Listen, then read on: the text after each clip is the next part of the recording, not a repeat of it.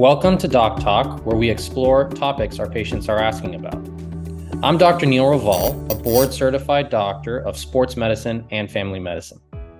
Today, I'd like to talk with you about frozen shoulder and what you as a patient can do about it. Frozen shoulder is also known as adhesive capsulitis and is a thickening of the tissues around the ball and socket in the shoulder joint. Over time, motion becomes limited and it can be a very painful condition.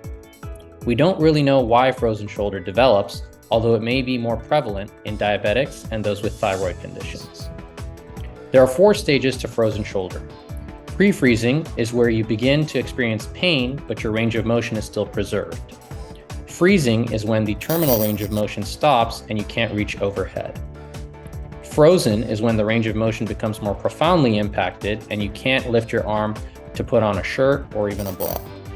And thawing is when you regain that motion, but there is still some pain. The key to treat frozen shoulder is early physical therapy. If you don't treat frozen shoulder, it can take up to 2 or 3 years to recover. Your physician will assess and then prescribe physical therapy, which includes aggressive stretching. The typical course of treatment is 16 to 24 sessions, starting twice a week and then going to once a week.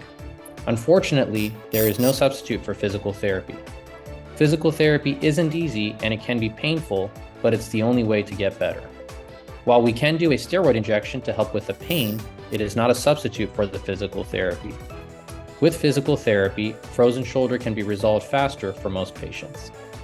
If your range of motion is decreasing, be sure to get evaluated as soon as you can. The worst thing you can do for a frozen shoulder is to baby the shoulder and not use it. Get in to see your doctor so we can diagnose and start treating your frozen shoulder so that you can get relief. Early identification can make a huge difference in your recovery time. For Doc Talk, I'm Neel Raval, and here's to your health.